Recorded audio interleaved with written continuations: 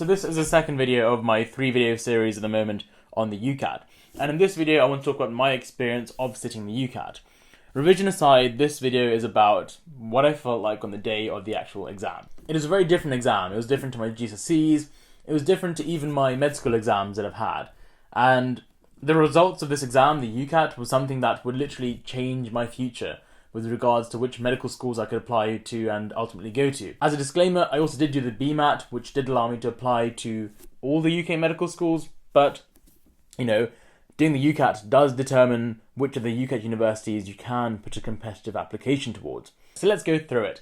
After many weeks of revision and a 2-hour full-on mock test the night before, or the evening before I should say, I slept quite early to make sure I had a good night's sleep, but also to make sure I was well rested ahead of my exam. Remember, the Ucat is an exam which literally, squeezes your brain like we wring a towel. So you want to make sure your brain is nice and plump and ready to be bashed. So back when I did my exam, all the exams were in a Pearson exam centre. You had to go in person. Whereas this year, just in case you don't know, the exams are either online or you can go to the local test centre. So my exam centre was where I also sat my driving theory exam.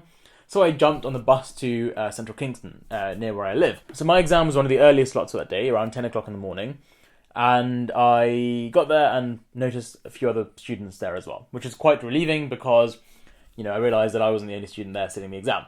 That said, although there were other people, I didn't really talk to them because in general, back then I wasn't really a fan of talking before exams. I just felt like when I, got to an exam, I was in my focused area, so I didn't really want to talk and get distracted from that. So I was there just looking through a few crib sheets I wrote, and on these crib sheets in particular, not saying that you should have these as well, but I had some general rules for abstract reasoning. I found abstract reasoning quite hard, and so these rules were just reminders of, the steps that I should go through to identify patterns in pretty much every single question that they asked. It was a bit nerve-wracking to see people, coming out of the building and going into the building, but they were mostly, staff and office workers. So, I was just standing there thinking, which one of them could be the person who tells us, oh, come inside, your exam's ready. So after that, it was a bit tense, just standing there for 20-30 minutes in the cold. It was a typical summer morning where it starts off really cold and then gets really hot later on. So eventually someone did come and let us in. It was around 5-10 minutes before our scheduled exam time. And they asked for Ucat students, and the students that were there, we all got in a lift and went up to the required floor. The lady at the desk was quite nice, which was quite comforting. And she gave us some login details that would be useful for us to the exam, to log into the computers. We were then given some lockers because we weren't allowed to take in our bags or our coats or anything, just a bottle of water and I think a confirmation letter or something like that. And then for these lockers, the funny thing was the key tags were massive. They were like blocks of wood practically. And then after we locked the stuff away and had these massive key tags in our pockets, we were told to sit down and wait. So after about 5-10 minutes of waiting, I was called up by name. And as I walked in towards the exam booth, I just observed the CCTV operator. And literally the guy had 10-15 CCTV inputs monitoring the different booths. Now that's fair enough because, although the booths are designed such that to prevent cheating, people have, very innovative ways of cheating. And so I was just shocked as to how secure they were with it all. So then I went into the actual exam room, which kind of looked like a office block, if you can imagine it, with the boards on either side and a computer at the end of the booth inside. Then the air was quite cold in the room, actually. It wasn't the most ideal. It wasn't like freezing cold, but it was quite cool. And then it was quite dry as well. So I was pretty happy that I took the water bottle with me. It was also quite a dark room. So the only bright part was the computer screen and sort of the desk area that you were sitting on. And then, I sat down at the computer for which I had the details. And then put some headphones on. They also gave me some, what are they called? Like, the things that you put in your ears. Not silencers. Like, ear sponges? Sound blockers. Spongy things that you put in your ear. So what I did was I put the spongy things and then put the headphones on top of that. So it's a bit overkill. Then I sat down, logged on as I said. And yes, also noticed that I had my brilliant laminated piece of paper with a whiteboard pen, which is actually quite easy to write on. Prior to that, I'd been told that, the pen and paper they give you are horrible, but it was reasonably okay to write on, just hard to rub out. And then I got going with the exam. After I was finished, 2 hours later, I was completely exhausted. I was, like a dead fish. I was like just ready to say that's enough and go and sleep.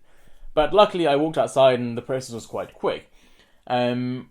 I went and collected my things from my locker with the massive key fob, and then I went to a man sitting at a desk who needed 5 minutes to print out my results. And that's the amazing thing about the Ucat. You literally get your results a few minutes after you finish the exam. And so he then printed out my results. He didn't really comment on how I did, and then I looked at my score. I saw my score, which was 707.5 with band 1 for situational judgment. And I was a bit pissed off, to be honest, because I'd worked quite hard and I had schoolmates which were getting 720, 730. And these were schoolmates that I used to do better in all the exams, from chemistry to biology. So I was just a bit grumpy that my score wasn't as high as other students that my school had. So because I wasn't too chuffed with myself, I walked to a park. Now I'm saying all of this because I want to give you honest insight into how I felt, and I explain why I wasn't happy with a score of 707, even though a score of 707 in hindsight is kind of good. But so I walked to a park on the way home and sat on one of those tire swings, where you have the tire hanging down and it's a swing. And I was just sitting there contemplating on how I'd done. Turns out contemplating and reflecting is a really important part of medicine. So I was just doing that after my Ucat exam. And mind you, I don't really go to parks anyway, so you can probably guess how grumpy I was to go to a park. Although I was a bit grumpy about the score initially at the exam centre, I realised that, number one, my exam was over, so I should be happy about that. Number two, although my exam was over, my score was still okay. It was roughly top 10, 15%, which is pretty good for the Ucat. And although I might be complaining about my score, I think I was a bit annoyed about it simply because of the standards I'd set myself. When I was revising for the exam, I was going for scores of 760, 770. And to be fair, in my practice mock tests, I was getting scores of 790, 770. So for me to get a score of 707.5, well, I wasn't, it explains itself. I wasn't hoping to get that, I was hoping to get higher. But after I, finished reflecting and I left the park, I had one clear goal in my mind: to prepare even better for my personal statement and my BMAT, to not leave a stone unturned. Because clearly for my Ucat exam, although I was getting scores of 790, 770 in my mock tests, if I actually got a score of 707 in the final exam, that clearly means I was only at the level of 707.5 or something like that in the first place. So with the BMAT and personal statement, I realised, right, if I prepare extremely thoroughly, then the score I should get must be as reliable as possible when I'm practicing as it will be in the final exam. So it really, really made me motivated to work even harder and not to let the BMAT slip as well. So in summary, yes, that was my experience. Just thought I'd make this video to give you guys something to think about, how Sen did the Ucat, or the UK Cat. This year it might be very different for you all, because it is online, and they do have a load of security procedures which you have to go through, where I think a parent comes and shows their ID, and then gives consent for you to do the exam or something. So make sure you look into all of that. It might be easy just to go to an exam centre if you have one close to you. But then again, I think they might reserve that for students who simply have no access to the internet, or for students who will struggle to have a stable internet connection during the exam. But if you can do it at an exam centre, then do, if it's safe. It's just a nice, better experience to go there and do it in person. All in all, I do hope you enjoy this video. It was a bit of a chatty video, a bit different to what I usually do. But then again, recounting the experience is always going to be a chatty video like this. Can't really make it too much more exciting.